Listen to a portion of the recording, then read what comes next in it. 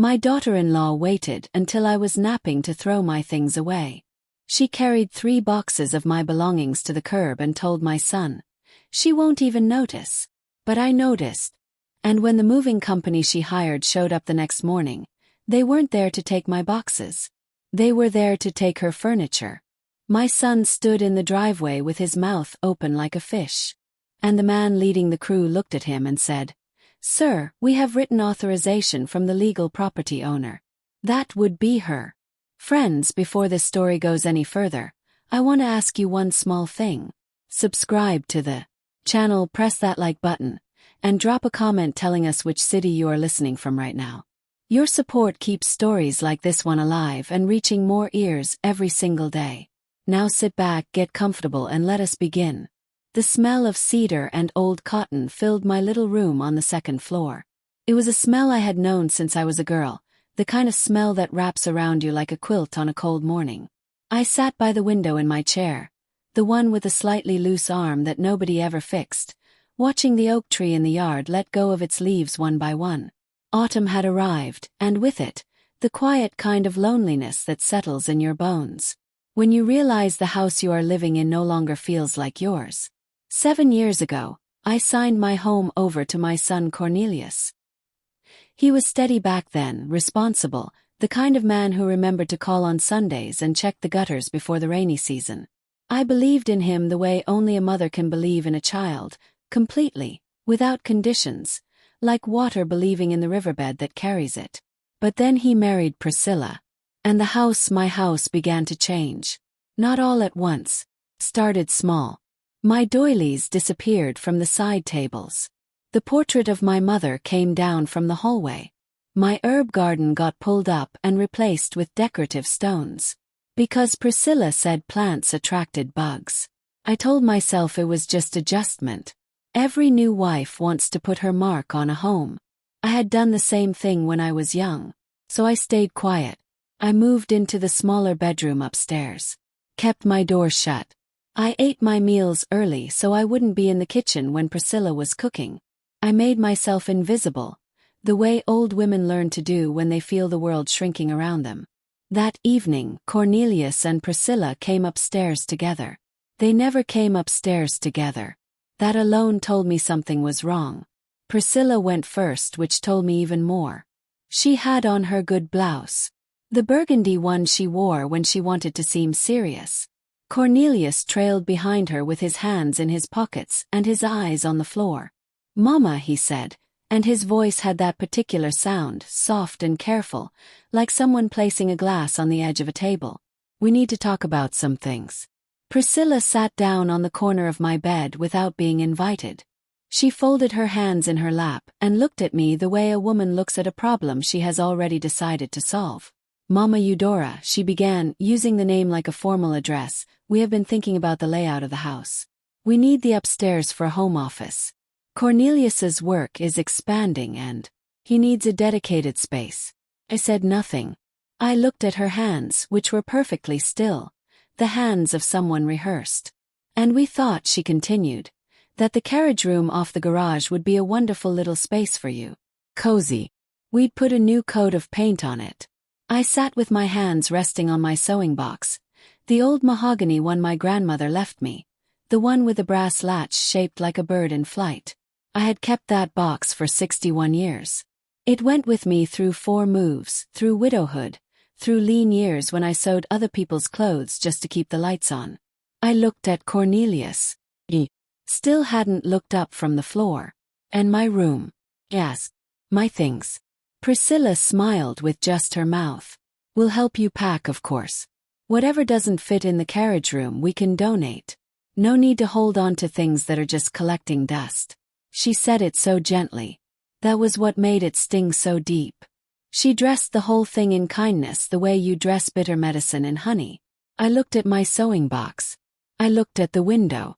I looked at the oak tree dropping its last brown leaves onto the grass. "All right," I said. My voice came out steady, which surprised even me. "Let me think about it overnight." They exchanged a look, surprised by the absence of argument. They had expected tears, maybe even pleading. Priscilla recovered first. course, Mama Eudora. Take your time. She stood up, smoothed her blouse and walked to the door. Cornelius finally glanced at me. Something passed through his eyes, guilt maybe, or the memory of who he used to be. But he followed his wife out without saying another word. The door clicked shut. I sat still for a long time. The room darkened around me as the sun moved behind the treeline. I did not turn the lamp on. I just sat with my sewing box in my lap and let the quiet settle around me like water filling a jar. Then I opened the box. Not to sew. I opened it because I needed to see what was inside. Not the thread, not the needles, not the carefully folded paper patterns I had collected for decades.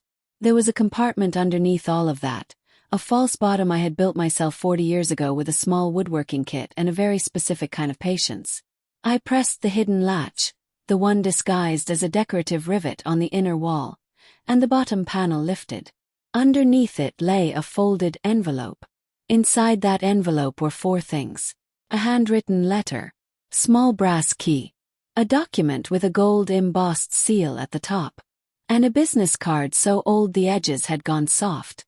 Held the card up in the last light coming through the window. The name on it was Augustine Moreau. Below the name 2 words: Estate Council. I hadn't spoken to Augustine Moreau in 11 years. The last time we spoke, my husband had just passed, and Augustine had sat across from me in his quiet office and explained very carefully every option I had. I had made choices that day. Choices I never told Cornelius about. Choices I wasn't sure I would ever need to use. But as I sat there in the darkening room, listening to Priscilla's heels click across the floor below me, I reached for my phone. I dialed the number from memory. It rang twice. A voice answered, still smooth, still careful. Moreau speaking. Augustine, I said. This is Eudora St. Clair. Oz. Then Mrs. St. Clair. I've been wondering when you might call. His voice carried no surprise, only a kind of patient readiness, like a man who had set a table a long time ago and was simply waiting to be told dinner was ready. I need to know if everything we arranged is still in order, I said. Every word of it, he replied. Would you like to begin? Yes, I said. Believe I would. What happened next did not happen in a single evening. It unfolded quietly, the way most important things do, one careful step at a time. Over the following 3 days, while Priscilla measured the upstairs room for bookshelves and Cornelius nodded along to everything she said, I made phone calls.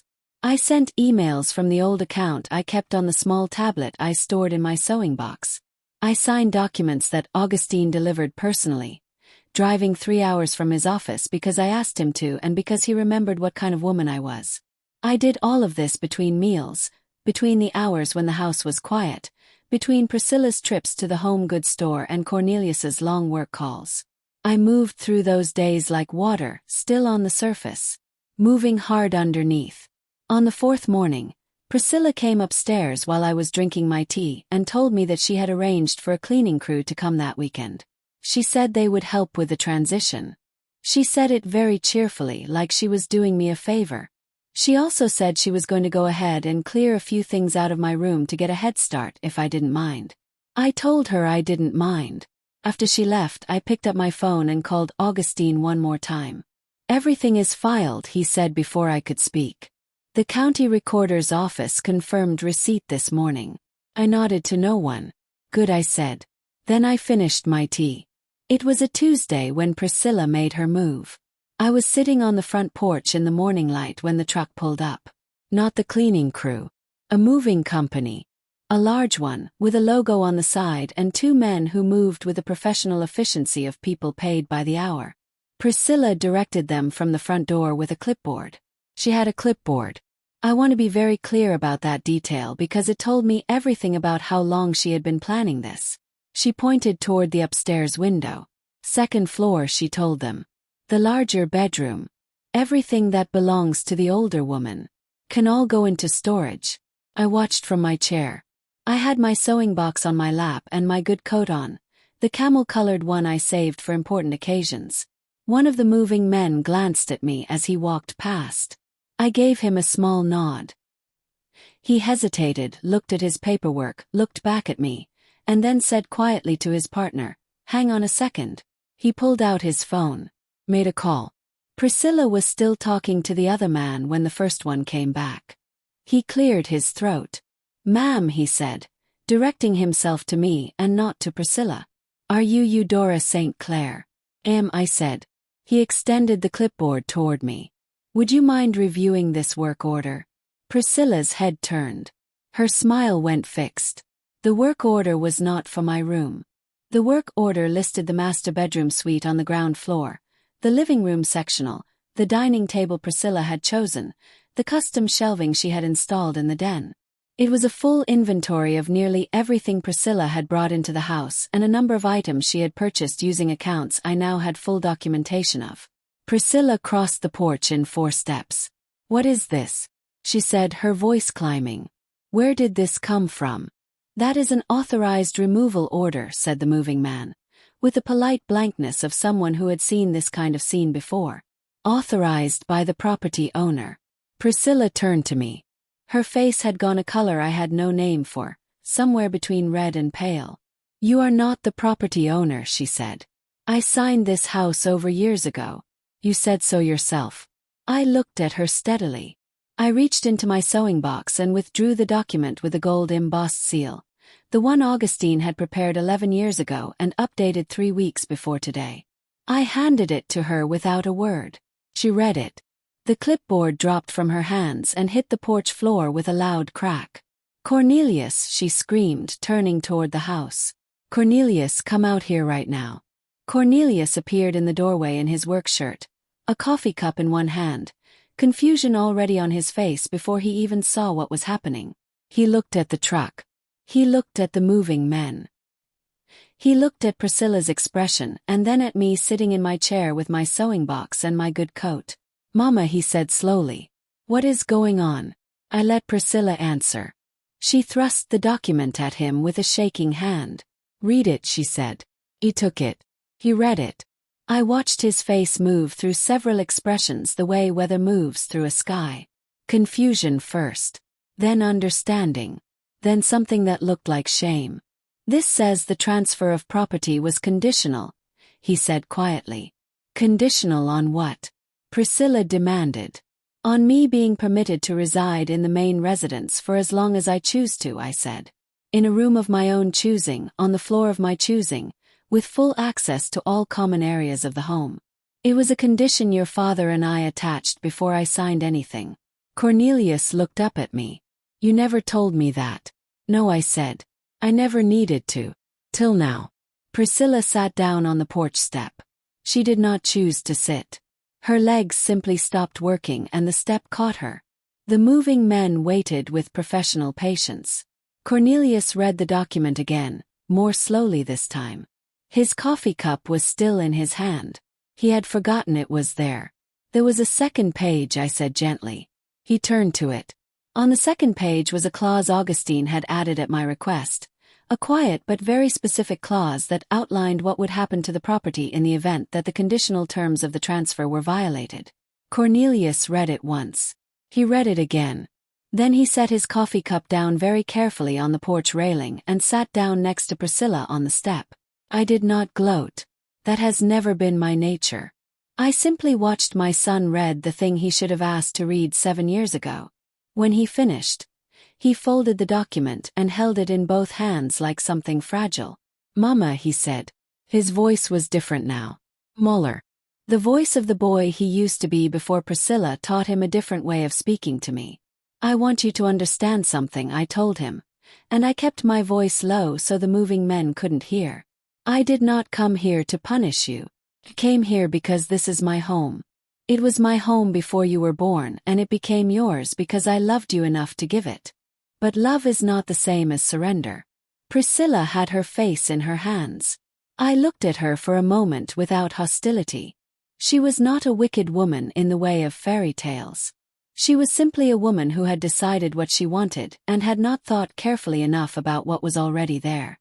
That is a different kind of problem and a fixable one, though fixing it would take more honesty than she had shown so far.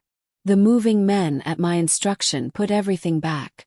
They spent 4 hours returning things to their places, and I paid them from my own account, which Priscilla would later learn was considerably healthier than she had assumed. That evening we sat at the dining table, the three of us, for the first time in what felt like years. Priscilla had washed her face. Cornelius had changed his shirt. I had made a simple supper of butter beans and cornbread, not because I owed them dinner but because I was hungry and I had always cooked enough for whoever was in the house. We ate without speaking for a while. The silence was not comfortable, but it was honest, which was better. Then Cornelius said, "I should have read the documents, Mama." He nodded. "Yes," he said, "you should have." And Priscilla said, in a voice stripped of all its earlier performance, "Why didn't you just tell us?" I looked at her across the table. "'Cause I said you never asked."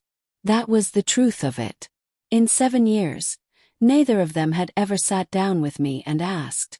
Not about the house, not about my history, not about what I had done and built and carried before either of them knew my name. People make that mistake with old women. They look at us and see the end of something when really they are standing at the beginning of a story they haven't been patient enough to read. Cleared the dishes. Cornelius helped, which he hadn't done in longer than I could easily remember. Priscilla sat at the table after supper with the document open in front of her, reading it the way she should have read it before she ever pointed at my room with a clipboard and a crew. I left them to it.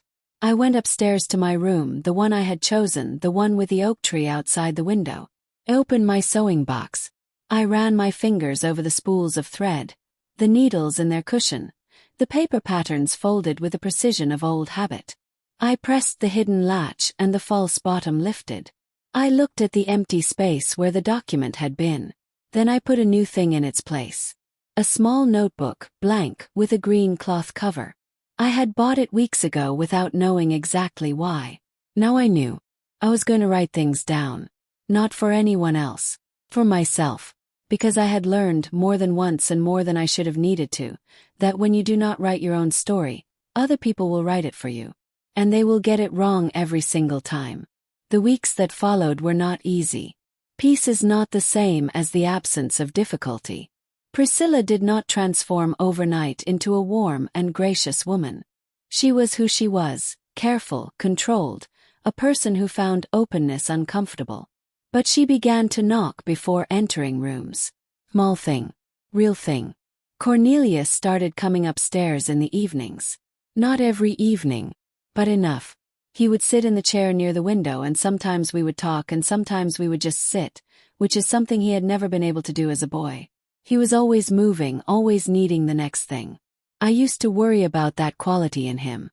Now I thought maybe stillness was something that came with time, like color coming into a fruit. One evening about 3 weeks after the incident with the moving men, Priscilla came upstairs alone. She knocked. She waited for me to say come in. She stood in the doorway for a moment, without speaking. Then she said, "Mama Eudora, I owe you an apology." I looked at her. Not a real apology, the kind with a long explanation attached about why things happened the way they did and how she hadn't meant any harm and how her own mother had been difficult. Just the apology itself, straight and undecorated. "Accept it," I said. She nodded. Then she said, "I'd like to know more about you. If that's something you're open to."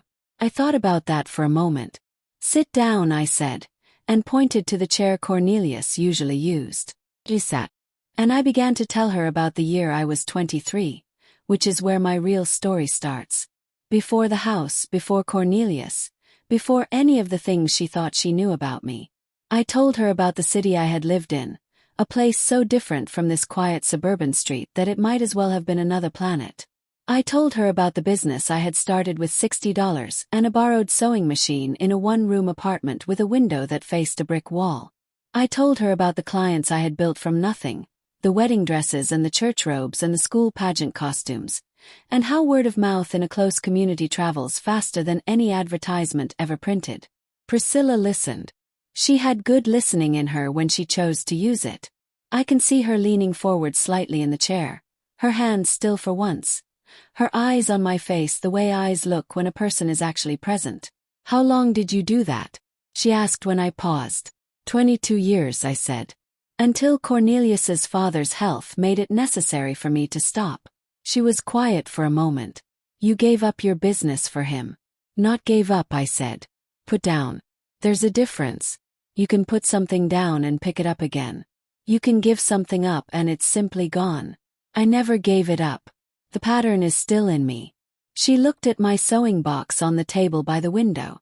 She had never looked at it with anything but mild impatience before, as if it were clutter, as if it were evidence of an old woman's refusal to let go of useless things. Now she looked at it differently. May I? She asked, gesturing toward it. He nodded.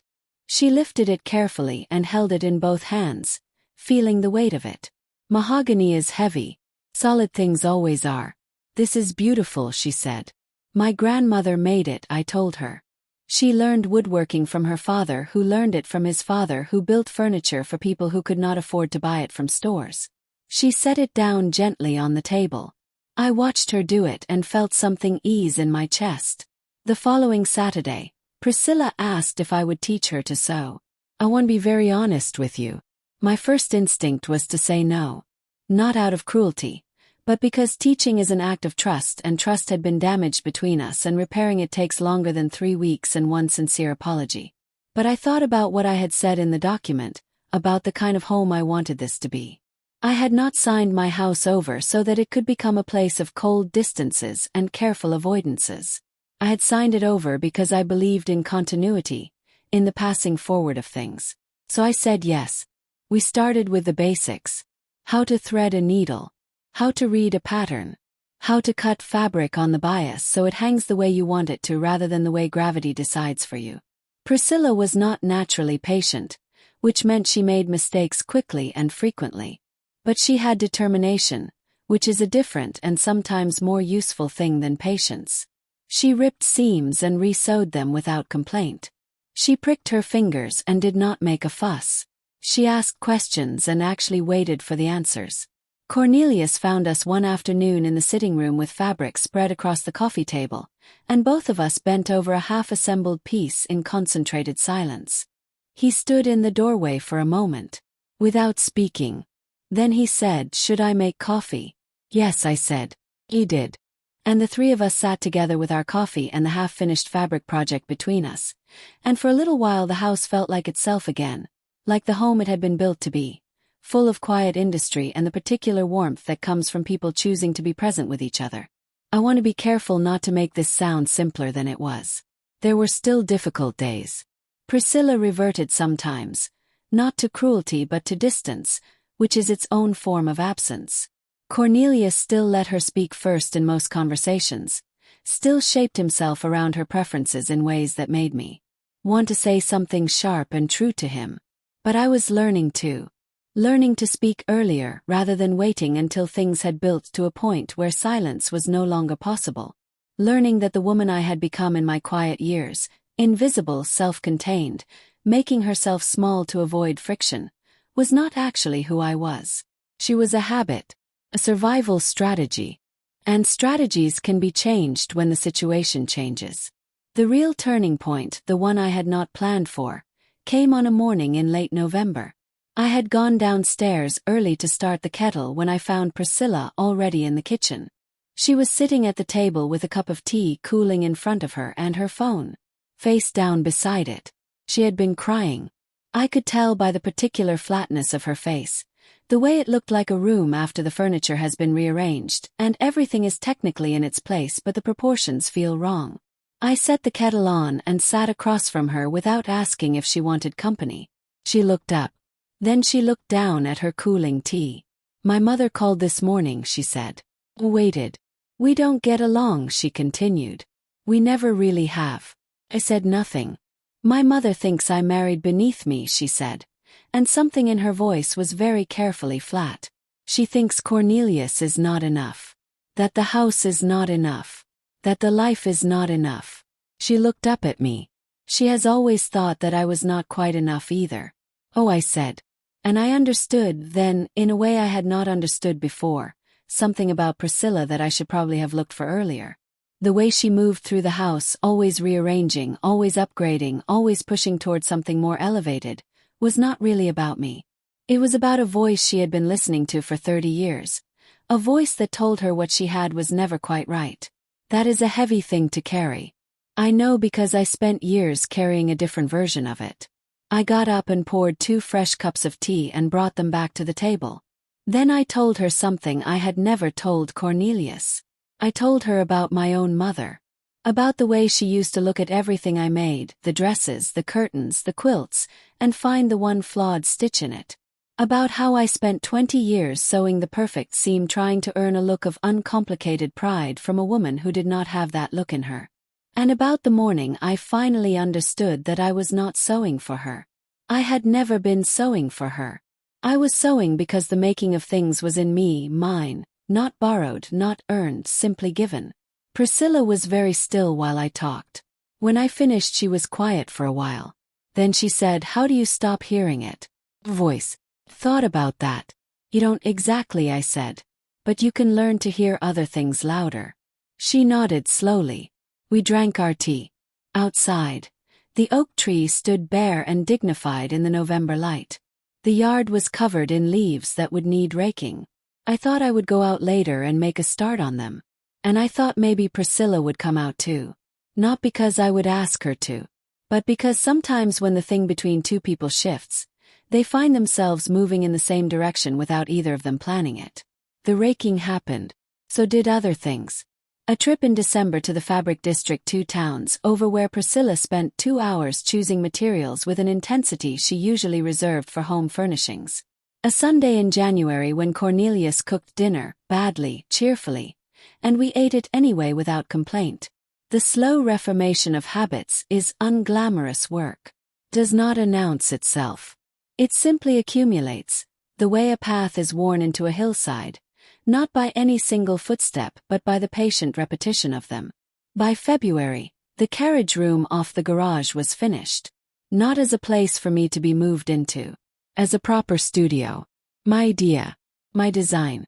Augustine had helped me set up a small business entity. Nothing large, just a formal structure for taking in custom sewing work again after all these years. Priscilla had found the clients. That surprised me more than anything else she had done. She had a gift for it, for finding the people in a community who needed something particular and connecting them to the person who could provide it.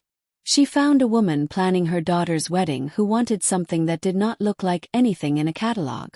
She found a church choir director who needed new robes in a color that did not exist ready-made anywhere within driving distance.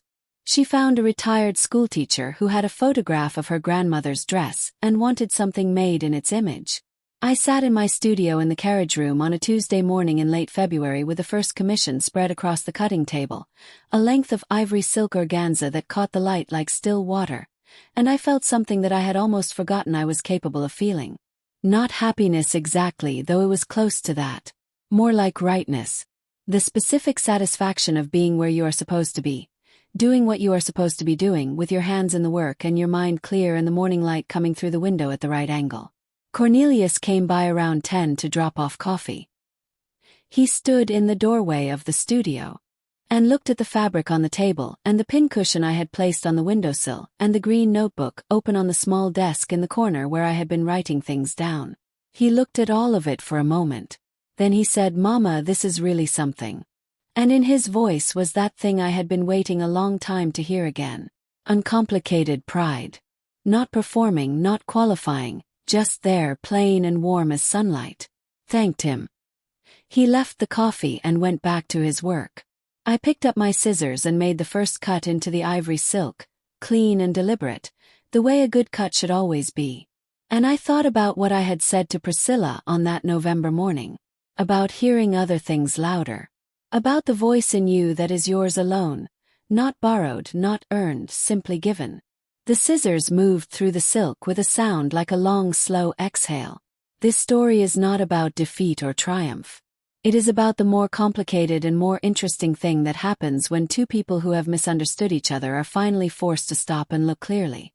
It is about a house and what makes a house a home. It is about a sewing box and what lives inside things when you take the time to look beneath the surface. It is about old women, which is to say it is about women who have lived long enough to know that survival is not the same as living. And that it is never too late to tell the difference. I want to return to something I mentioned early in this story and then set aside.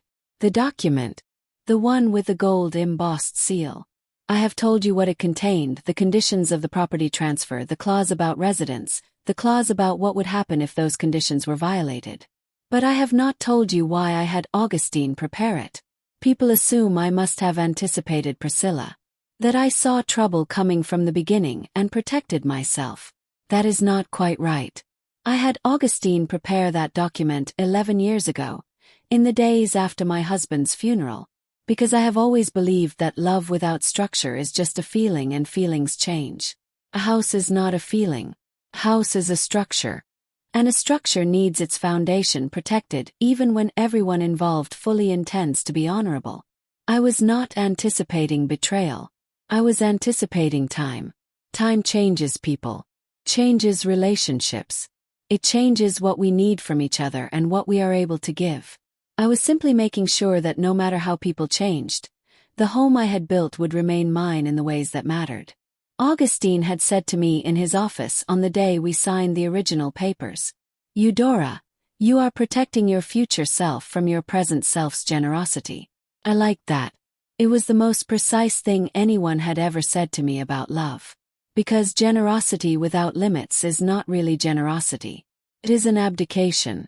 A handing over of yourself in hopes that the other person will be careful with what you have given. Sometimes they are. Sometimes they are not.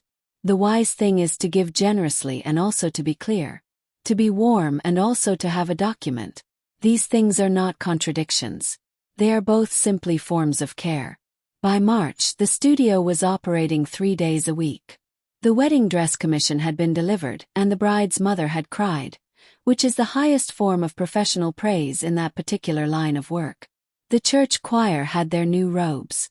The retired schoolteacher had her grandmother's dress remade in indigo linen with the same particular collar, a turned-back style I had to research carefully to get exactly right.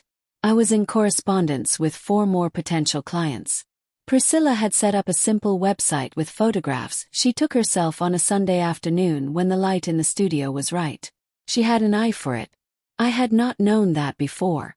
There was a photograph on the website that she had taken without my knowing. I was bent over the cutting table, my hands flat on a length of dark green wool, my glasses on, my face fully absorbed in the work.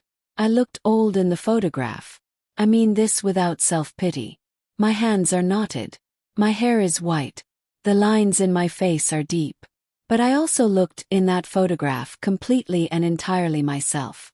Like a woman in her proper place in the world. Like someone who has nothing to prove and everything to do.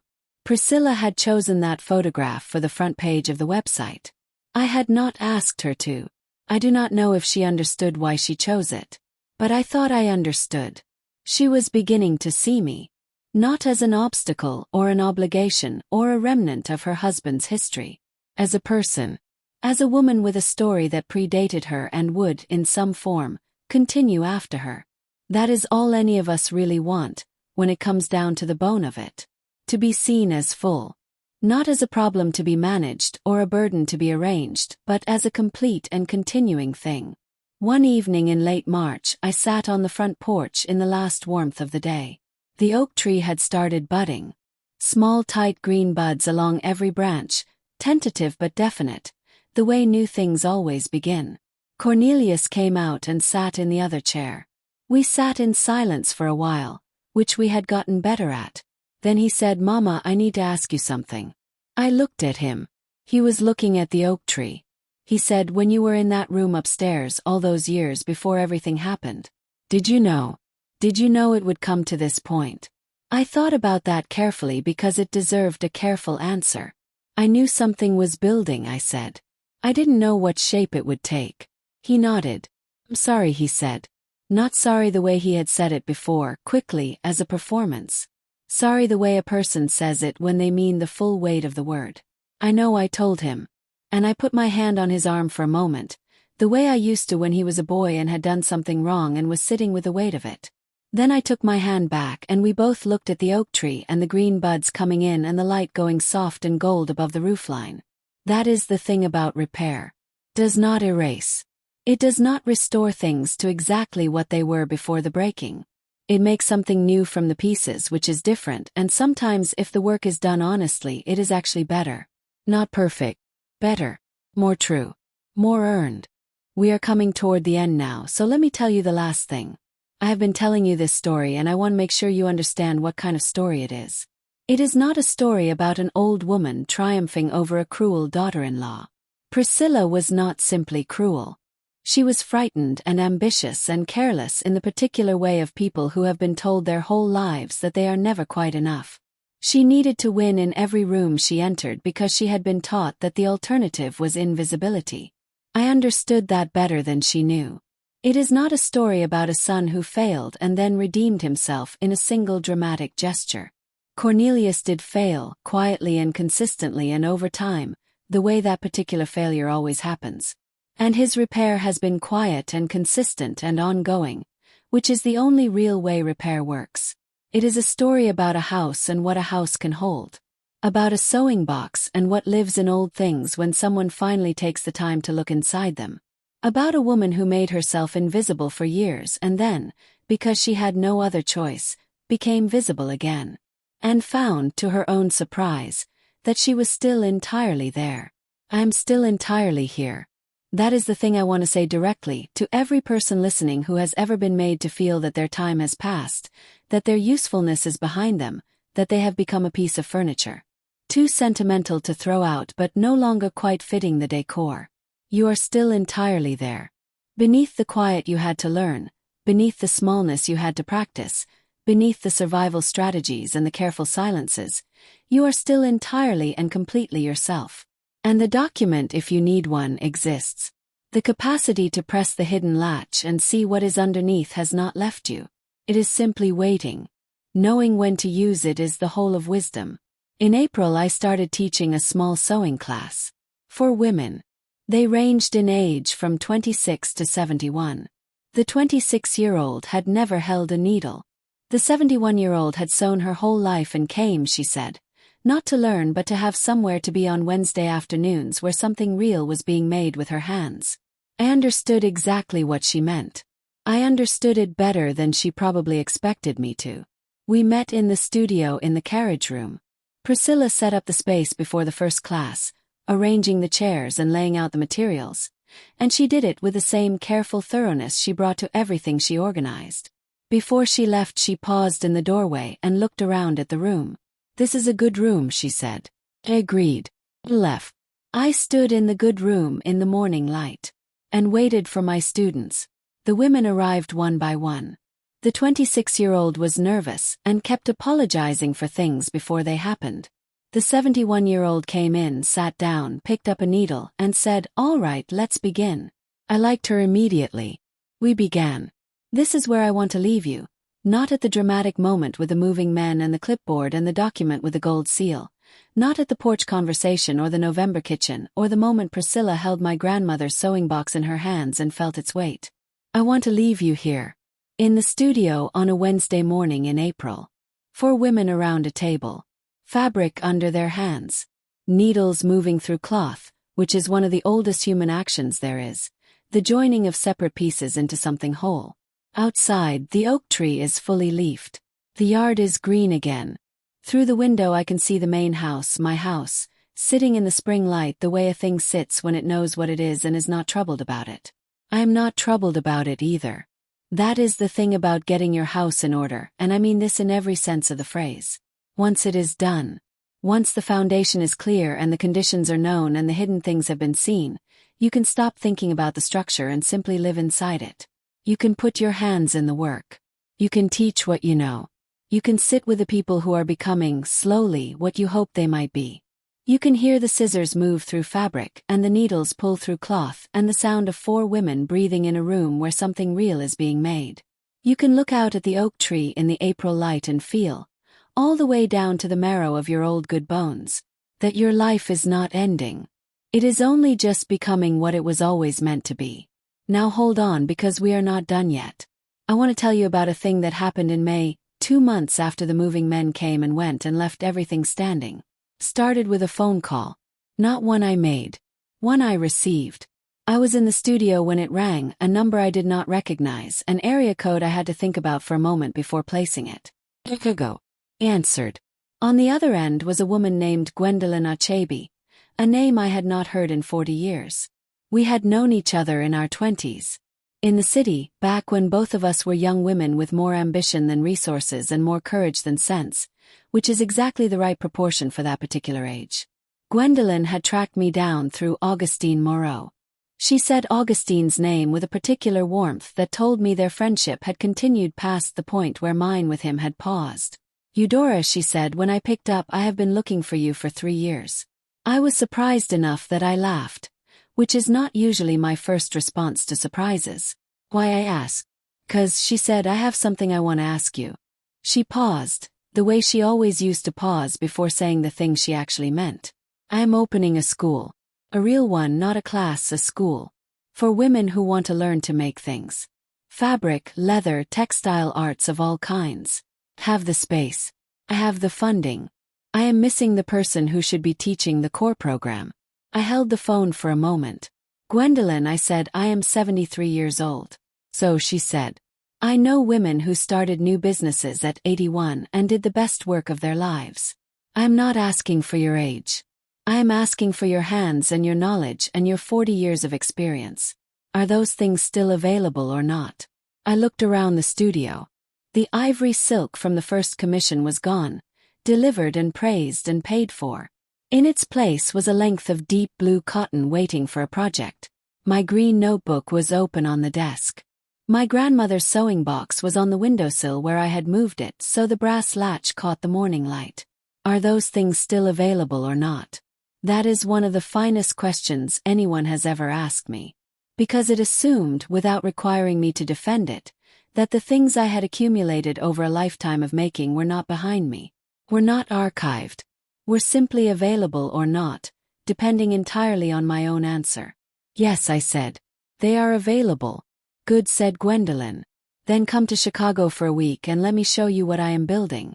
I will tell you about my conversation with Cornelius that evening when I told him I was going to Chicago. I will tell you that he did not hesitate. He said, when do you leave, Mama, and how long will you need the car? I will tell you that Priscilla looked up from her phone and said, I'd like to come for part of it if you'll have me. I would not have predicted either of those responses 6 months earlier. That is worth saying plainly. People can surprise you. Sometimes they surprise you in the direction of their better selves. Sometimes they need to be given a reason to go that direction, and sometimes that reason has to be structural and documented and attached to a piece of paper with a gold seal. And sometimes, after all of that, they simply do it. They become, incrementally and imperfectly, more of what you had hoped they could be. Chicago was cold when we arrived. That particular knife-edged cold that comes off Lake Michigan and reminds you that the wind there means serious business. Gwendolyn met us at the door of the building, which turned out to be an old warehouse she had spent 2 years converting, with high ceilings and wide windows on the north side. For the best light. She was taller than I remembered. Grayer too, and more settled in herself, the way people who have done the work of becoming themselves tend to look. She and Priscilla sized each other up in the 3 seconds of their introduction with the particular efficiency of 2 capable women meeting for the first time. Then Gwendolyn said to Priscilla, you have a good eye, I can tell. And Priscilla, to her credit, simply said thank you and meant it. The school was extraordinary. I will not use a different word. Gwendolyn had thought through every detail with a rigor that reminded me of the way I used to plan a complex pattern before cutting into expensive fabric. The studio spaces were organized by discipline. There were rooms for textile work, for leather, for upholstery, for tailoring. The tools were the best available. The light was correct in every room. In the center of the building was a large open space she called the Common, where all the disciplines could overlap, where someone making a garment could sit next to someone making a bag next to someone restoring a damaged piece of heirloom furniture, and they could all learn from proximity to each other's work. That is where I would be based, Gwendolyn said, standing in the Common and turning slowly as she spoke, the way a person turns when they are showing you something they are very proud of. She was right to be proud of it. I walked through every room. Priscilla walked with me, asking questions of Gwendolyn's assistant with a directness she brought to every logistical situation. Cornelius found a chair in the Common and sat in it and looked up at the ceiling and looked content, which I had not seen him look in a long time. On the evening of the second day, Gwendolyn and I sat alone in the Common after everyone else had gone. She had made coffee. We held our cups and looked at the room around us. "Do you remember," she said, "the apartment on the 4th floor with the brick view?" "I remember," I said. "We had $14 between us and a sewing machine on loan and 2 orders due on Friday." She laughed. The same laugh from 40 years ago. "We delivered those orders on time," she said. "We always delivered on time." We drank our coffee. The building was quiet around us, with the particular quiet of a space that is about to be filled. "Do you know what I thought when Augustine told me you were still sewing?" she asked. I shook my head. "Thought, of course she is," she said. I thought, what else would Eudora be doing? There is a specific kind of friendship that does not require continuous contact to remain intact. The kind that is built not on proximity but on genuine recognition of who the other person actually is.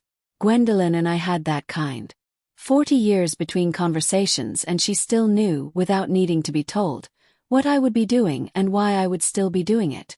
That is rarer than most people realize. That is worth more than most people account for. We agreed on terms before I flew home. I would come to Chicago 4 times a year to teach the core program, a 12-week intensive in garment construction and textile fundamentals. The rest of the year I would be available remotely, which Gwendolyn's assistant explained would involve something called online sessions that Cornelius later helped me set up on the tablet I kept in my sewing box. I would also have naming rights to the core curriculum, which meant the program would carry my name, Eudora St. Clair, on all official materials. Gwendolyn said this very matter-of-factly, as if it were the obvious thing. I sat with it for a moment longer than I probably should have. Then I said yes to all of it. On the flight home, Priscilla fell asleep before we reached cruising altitude. Her head tilted against the window, her face, for once, completely unguarded. I looked at her for a moment. Not with the complicated mixture of feelings that had defined those years of difficult proximity. With something simpler. Something closer to what you feel for any person. When you finally see them plainly and understand, without needing to resolve everything, that they are doing the best they can with what they were given. Cornelius was awake beside me, reading something on his phone. I put my hand on his arm briefly.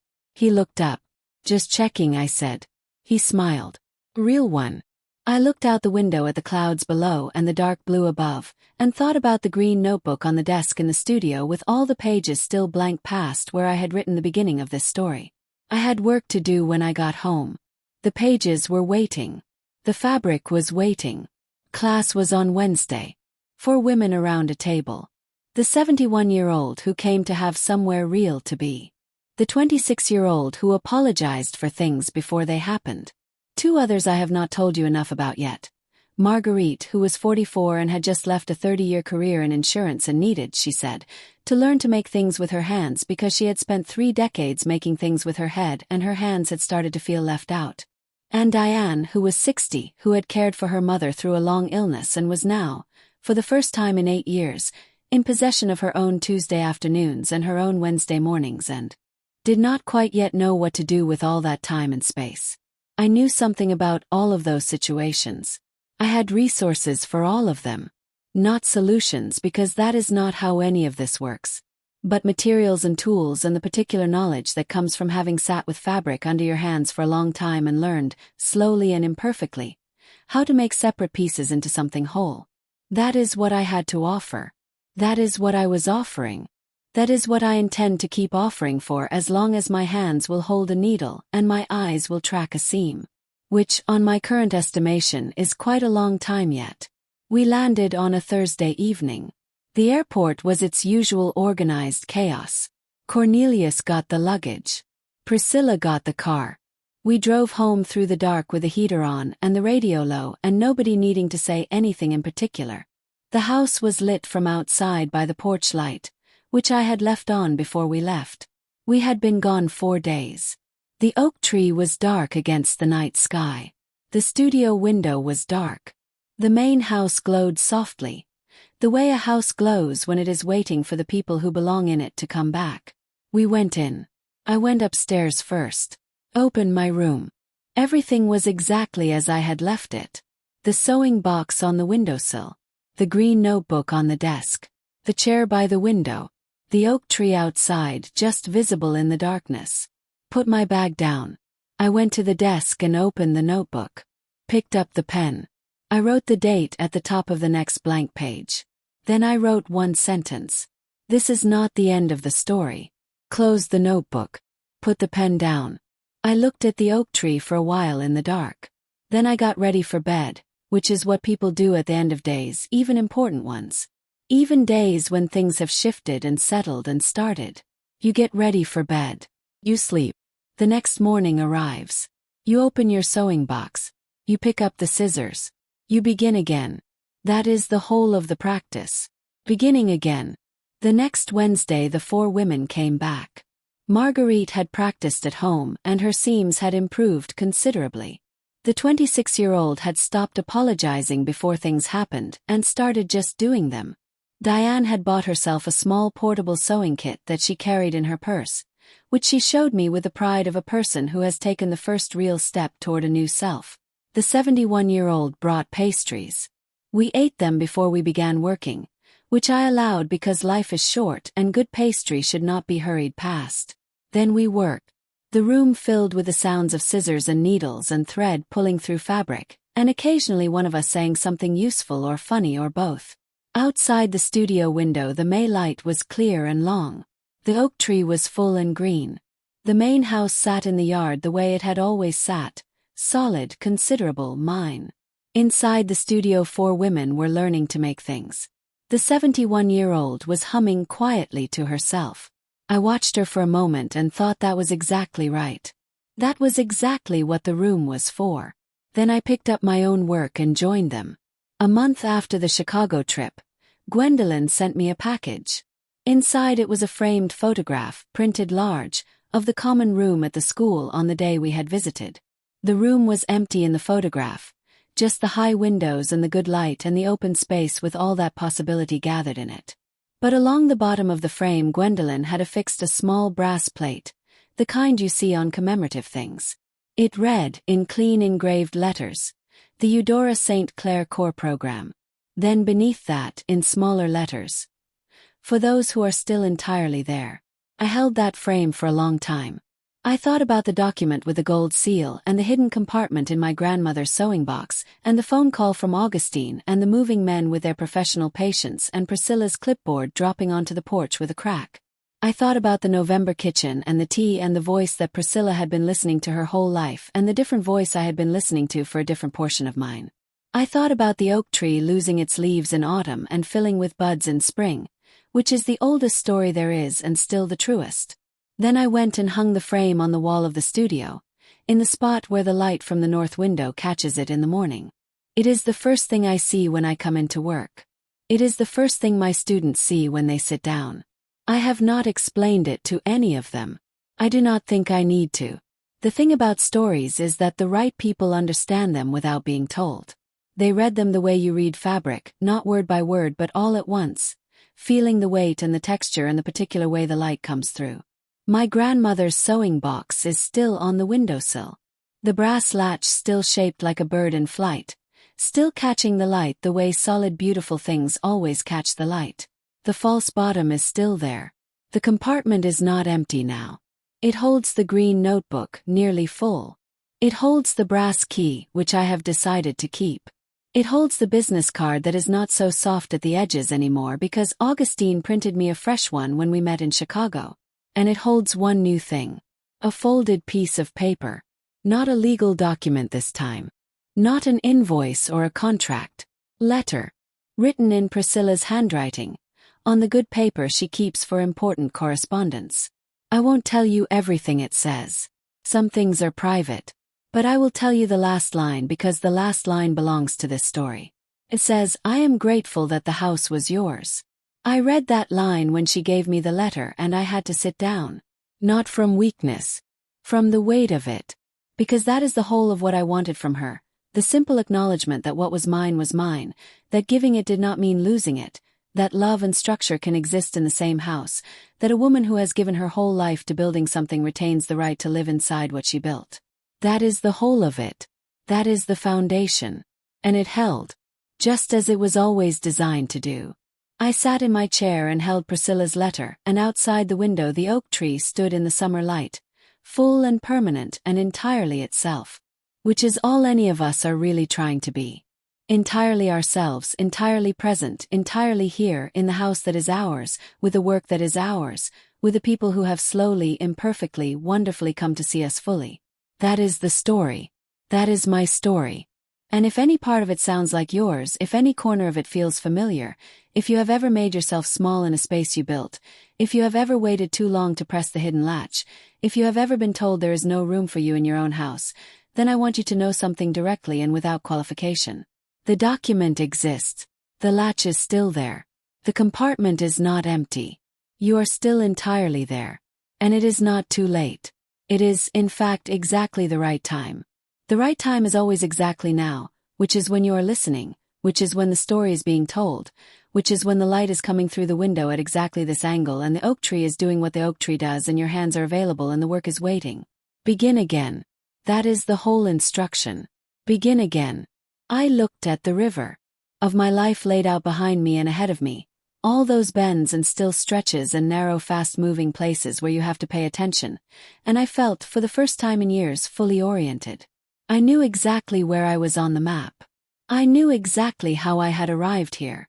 And I knew, with the particular certainty of a woman who has learned to trust the structures she builds over the feelings she feels, that ahead of me the river widened, that there were good miles yet, that the October light on the upper reaches was something I had not seen, and intended absolutely to see.